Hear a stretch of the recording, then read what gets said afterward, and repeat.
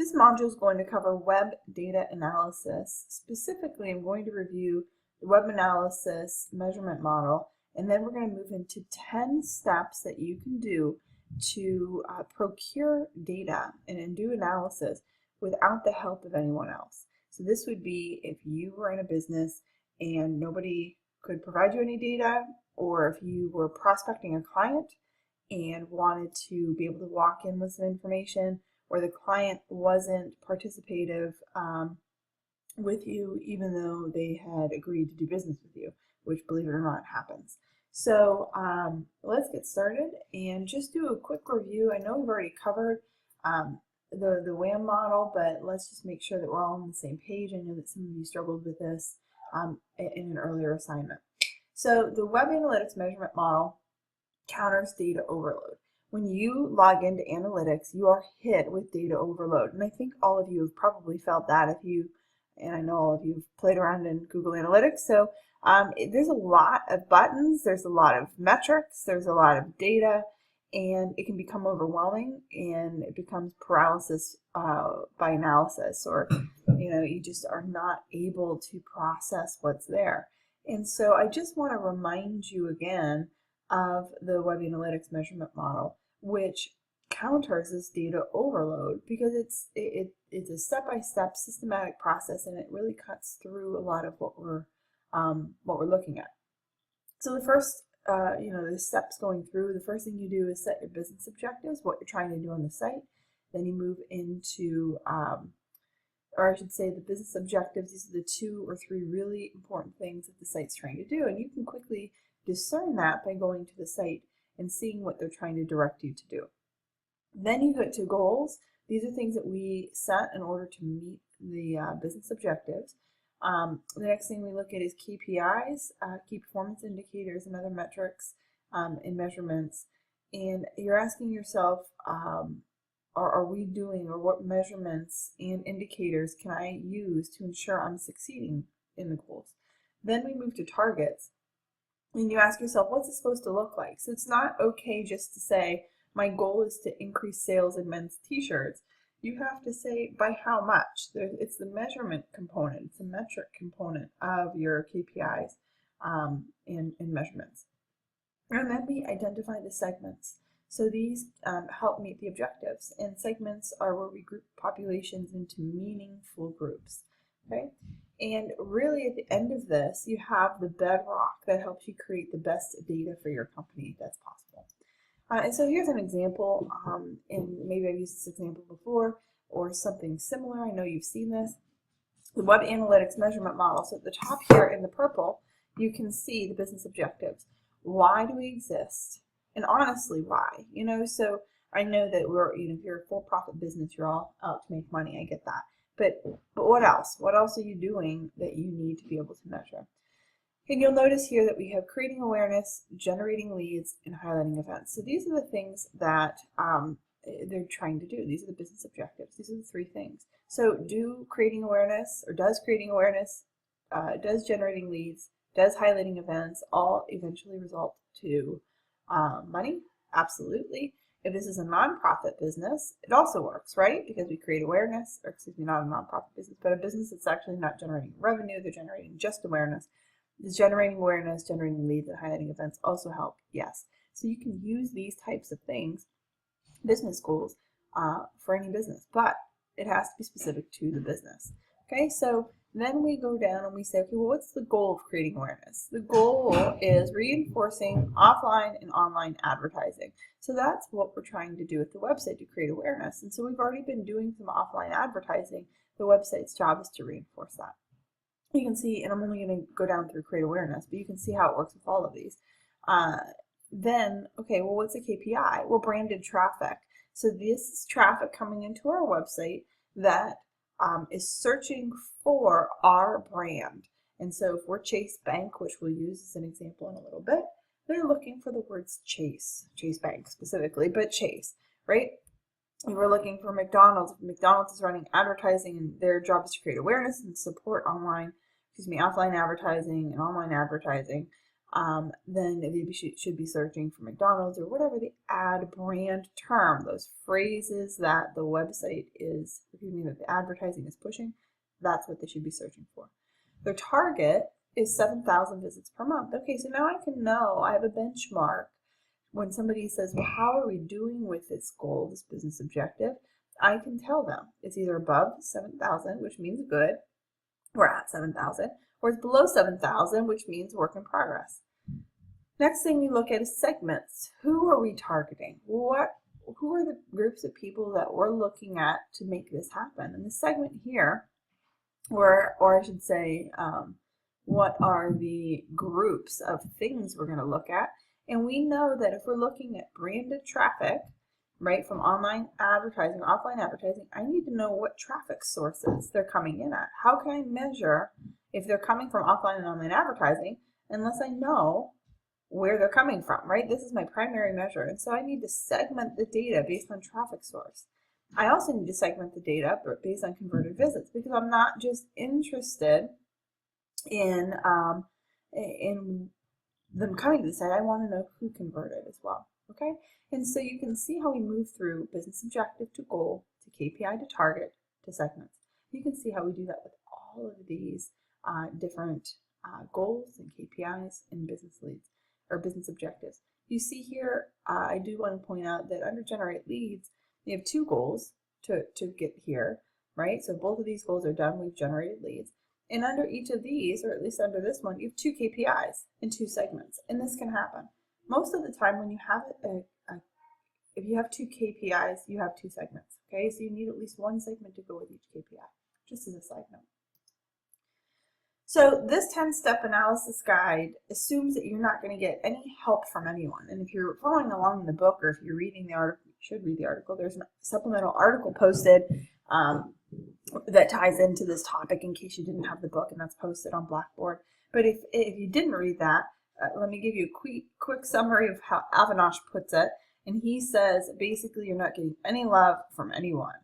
And so this assumes that, like I said at the beginning of this video, that you have no help from anyone, okay? And the problem is when you're in this situation, if I give you an assignment and I say, okay, go do these things, go figure out what's going on the website, and you say, well, wait a minute, I don't know their business objectives. I don't know their macro micro conversions. And you think, I've already tried to push you guys a little bit in this direction, but a lot of times we get stagnated because we say, nobody's paying attention to us, nobody's giving us any information, and we use it as an excuse. And we can't do that because this is a relatively new industry. Some people don't understand the value of it, but we do. We understand how valuable this is. We understand that by doing these things, we're able to make our website better, improve results, and obviously that makes our client happy.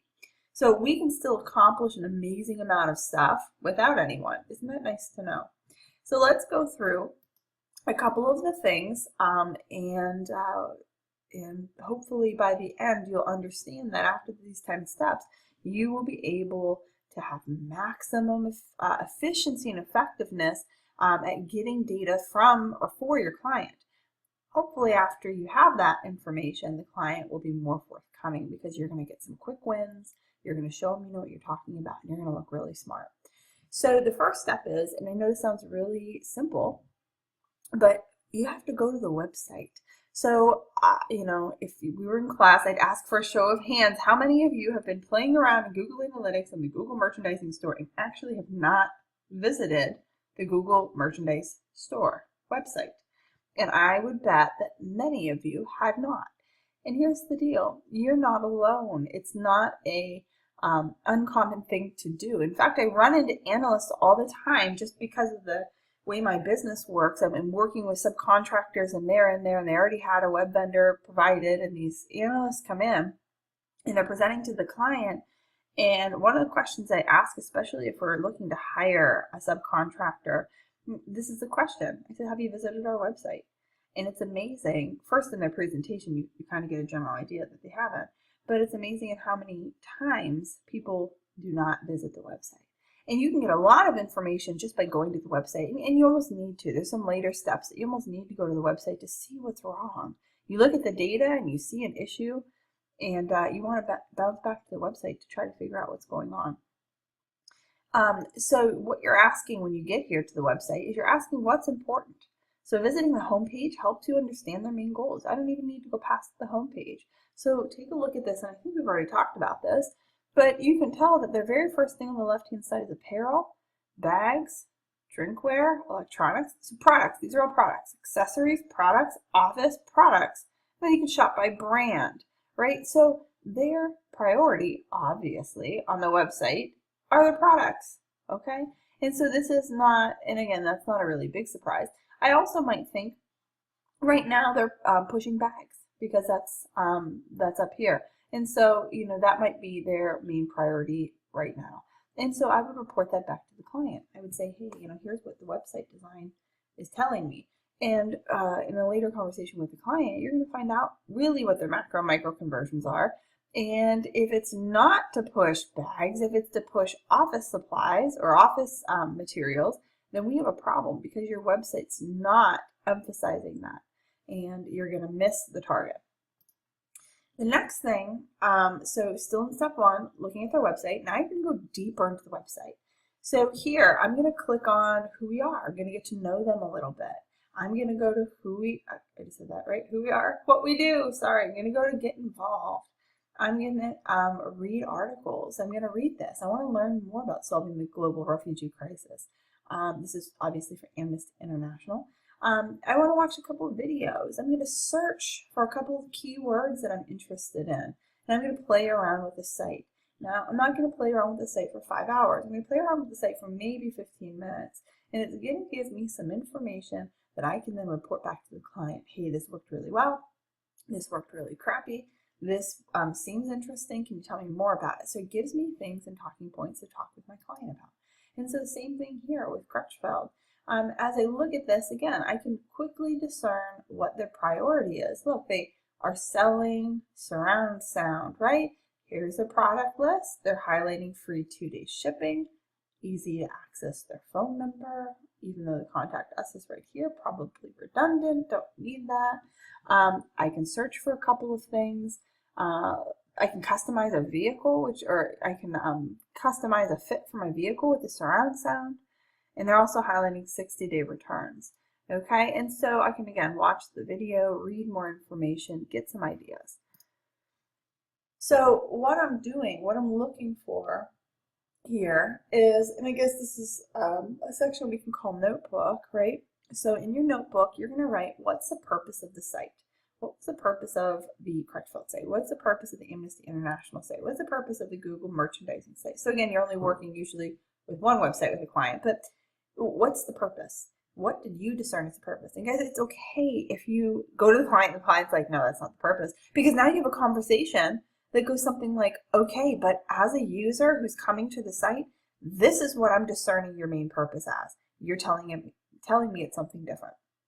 Next, you're going to write what the outcomes are, macro, micro conversions. We've talked about how to do this, right? So back on the Amnesty International, they literally have an underscore to donate now. They want people to donate. And in fact, if you really want to get into the psychology of things, this points to donate. So everything's going up here to donate. The next thing that they might want you to do is read an article. So that might be a micro conversion, right? So I can look at these websites and get a pretty good idea of what they're looking for. So I'm going to write out what I think their macro and micro conversions are, right? What's the one big thing it's trying to get you to do, macro? And then what are the little things that you think they're trying to get you to do? These are the wish lists and the videos and the reading articles, all those little things that are going to eventually lead to the macro goal. This will form the main thrust of your website review. The next thing you're going to look at, what's prioritized and what's not. Same kind of thing. What are they putting forward? Where do your eyes go? What's not? What were you surprised that wasn't prioritized? What's awesome? What's stinky? I like that one, right? So what did you think was awesome? Hey, you have this really cool virtual tour on your website, or you have something that I can customize. I think that's really awesome. What's stinky? And again, you have to frame this properly. You don't label this to the client as, hey, your website stinks. But things that are stinky might be, this page loaded really slowly, or this video is really grainy, or the information on this page was really sparse, and I was really looking for more information. I couldn't find it, or I searched for this term and I couldn't find it. Okay, so that begins the bedrock of the data that you're going to be doing, doesn't it? So now I know what I'm going to be searching for. I now have macro conversions that I'm looking for. I'm looking for some micro conversions, and I want to find the data, right, that backs these up. The next thing that you can do, bonus, you can look at this is a little SEO-ish, and so if you're not familiar with this stuff, then that's okay. Again, it talks a little bit about it in the textbook, and if you haven't taken the web strategies class, we'll talk more about it there. But you want to look at the URLs. And we call them clean for SEO, but if you look at them, and they are a whole bunch of numbers, and there's not really any kind of keywords in them. So if you look at the URL, and it's just, analytics.google.com, 854516992W8, what? Yeah, that's not a clean URL. Or if it's a lot of amperstamps and dashes and things like that, it can clutter up SEO.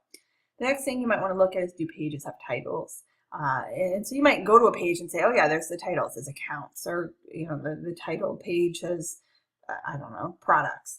But it's really in the back end of the SEO that you are, the back end of the website, that you're going to want to be looking at to make sure they have H1, H2, H3 headers. And again, if you don't know what that is, tuck that information in the back of your mind. If you do know what that is, these are the things that I would be doing. Oops, I have titles twice. Oh, no, I don't. Okay. General user experience. So again, what's the overall, and I think everybody can do this. What was your general feeling going through the website? You might comment on colors, and again, it's kind of your area of expertise, whatever it is. Graphics, you might want to comment on some of the writing. You might want to comment on some of the flow or the navigation. Just what's the overall experience? I think we all can do that. The next thing that we want to do, so that's kind of step one. The next thing we want to do is diagnose acquisition structure. Doesn't it sound really smart? Yeah, so you put that, you tell your client, okay, so I went in and I diagnosed your acquisition structure. They're going to listen because, or they're going to go, I don't understand what that is, and you're certainly going to know here. But what we're not going to do is start with the metrics that are popular. We're not going to go in and look at all the things that we've already talked about, like conversion rates, and we're not going to go in and look at page views or sessions.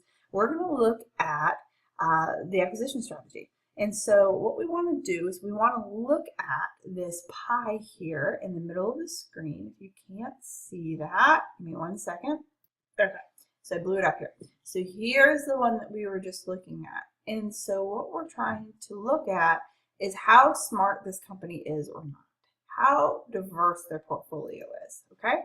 And so right now we look and we see that social is at 35%, organic search is at 34%, direct is at 13.5%, referrals are at 11.4%. Referrals are links from other sites to our website. Paid search, that's advertising we placed, 2.1%. Display ads are 0.6%. And other, my favorite category of other, is 2.2%. Been long enough, all 5 weeks, to know that it's not just good enough to say, here's what something is, it has to be compared against something else, right? There has to be some sort of metric, or what we call targets, that we can measure against. So great, referrals are 11.4. Well, what's it supposed to be, right? So let me give you some of these benchmarks that you can then write down and compare it. So the first one that we'll cover is search. So organic search should accommodate or take up 50% of the traffic. Okay, and we look here and we're at 34.8%. And so we need to do some work in this area. The next thing is referring sites. That would be the yellow, and right now we are at 11.4. We should be around 20 to 25%. So again, we are lagging. The next thing we want to look at is the red here, 13.5. That is direct traffic. Those are people who are coming and typing in a URL directly. And those, and again, they're coming from offline campaigns. So direct right now is 13.5. It should be around 20 to 30%. So again, a little bit lagging. The other, so that would be all of the other things that we're doing. So not those 3 that I just talked about. So pretty much everything else should account for more than 10%. The problem that we have here, and it's not really a problem, it just kind of is what it is that social media accounts for such a huge component of their mix here. And so this certainly would be something that I'm happy with, but I might even want to balance this out a little bit more. Looks like organic search is doing okay, but it could be doing better. It looks like direct is doing okay, but again, it could be doing better. But this might be a factor, and this is why the client is useful, to say to them, are you running any campaigns offline? And I think the answer for Google Merchandise Store is no, just based on some of the things that I've seen through their analytics.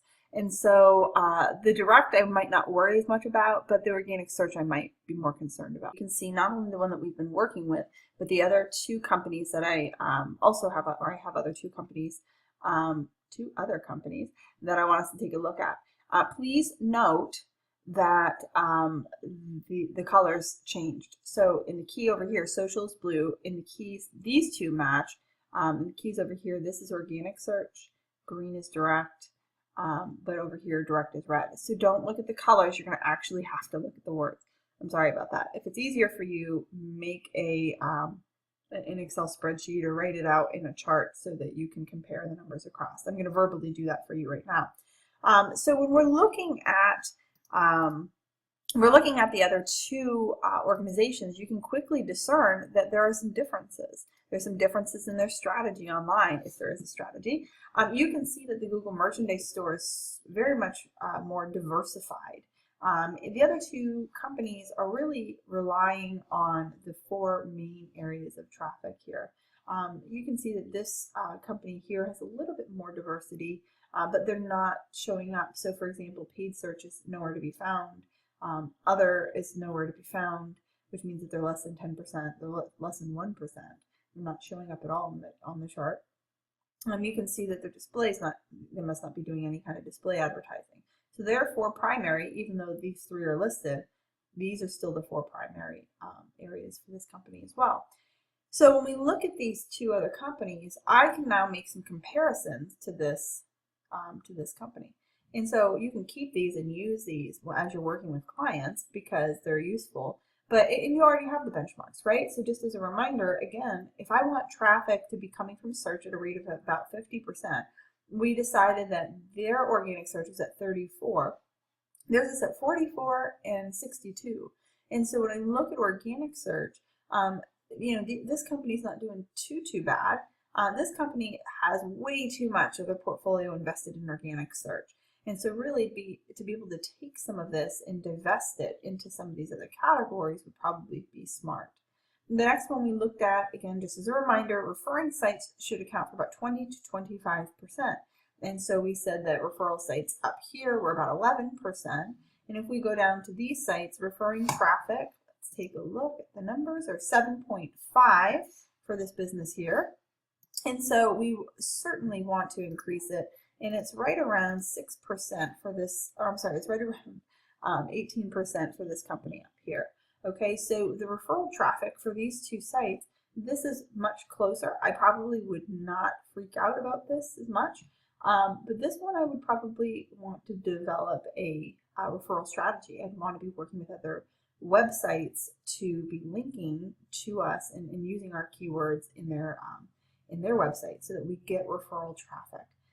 The next thing that we want to look at is direct traffic. And so did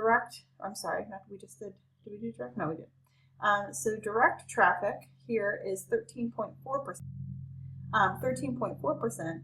And over here, when we look at direct, we're at 23 and 32. We're supposed to be around 20 to 30%. So once again, this is great. So their direct traffic, that would be customers typing in the website URL exactly. So this could be a case of a return or repeat customer, or somebody who saw a URL from an offline campaign and are typing it in and coming to your website.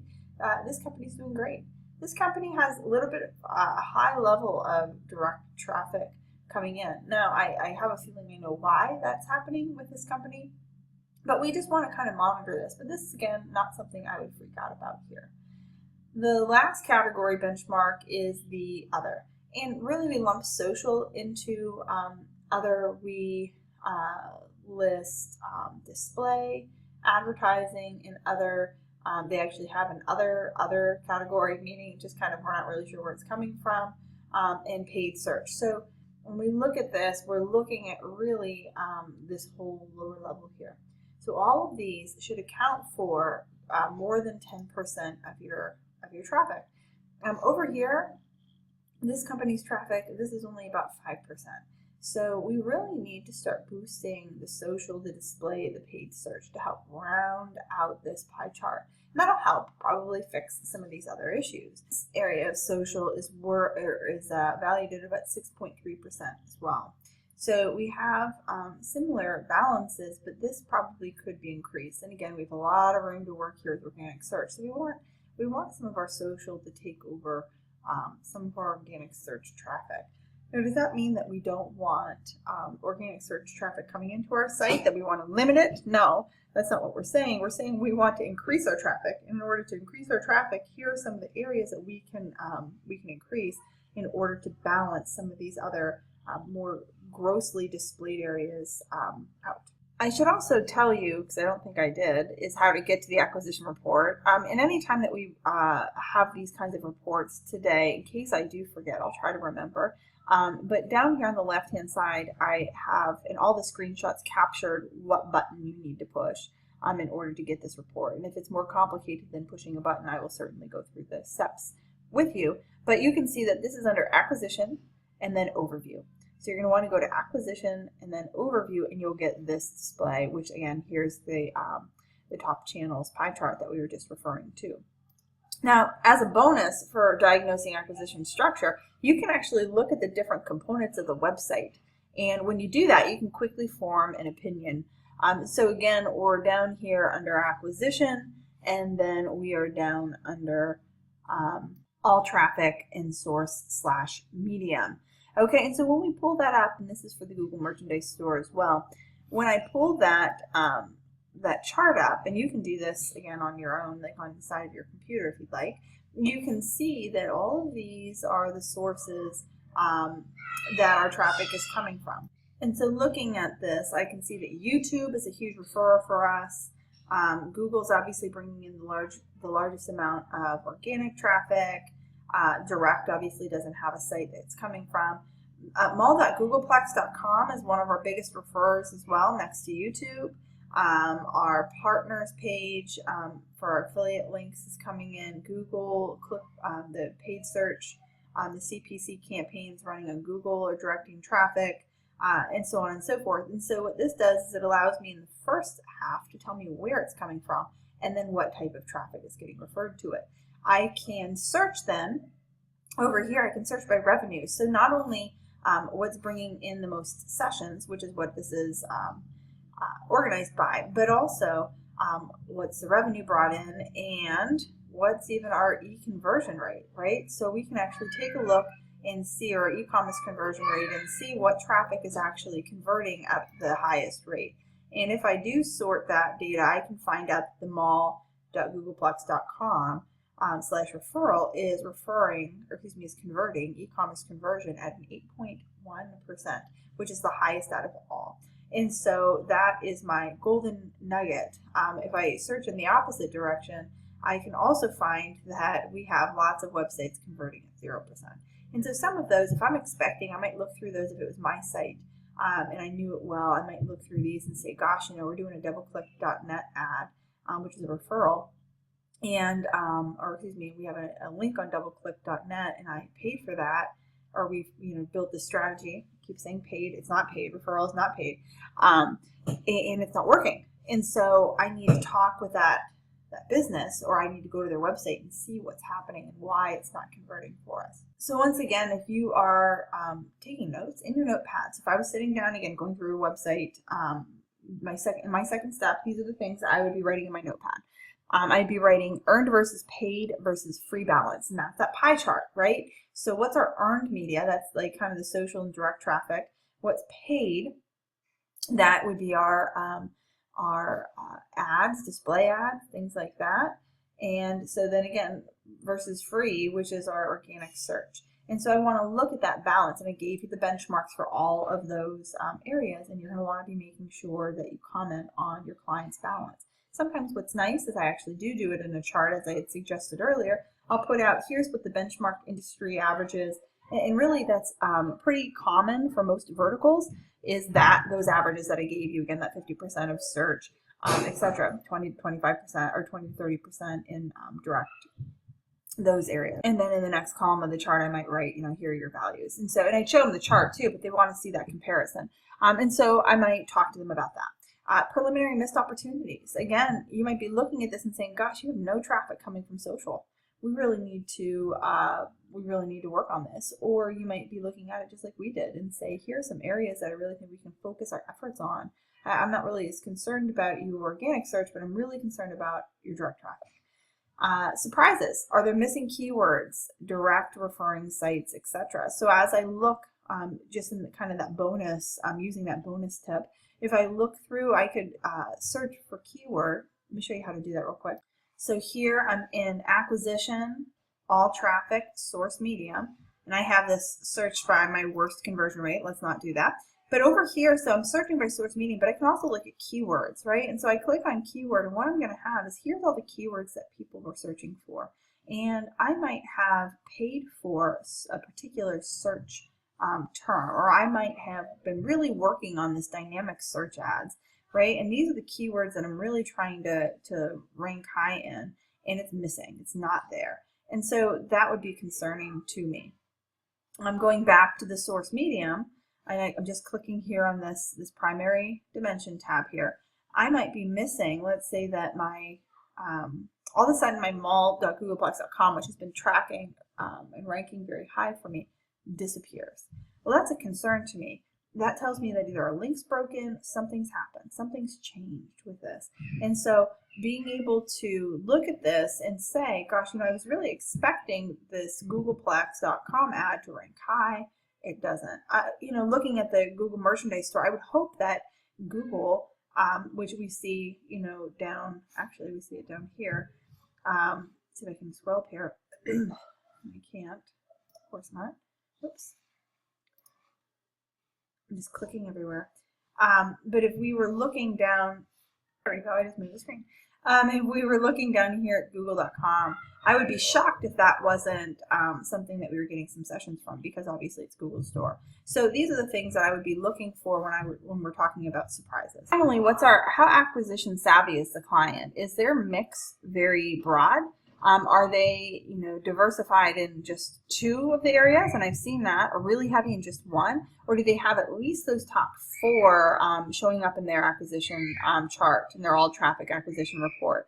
And like we saw with Google Merchandise Store, we saw several others. And so I would look at Google Merchandise Store and say they're exceptionally acquisition savvy, they get it, but they have some work to do. I look at the other 2 clients and say, hey, listen, you still have some room for growth. Here are the areas that we're looking at.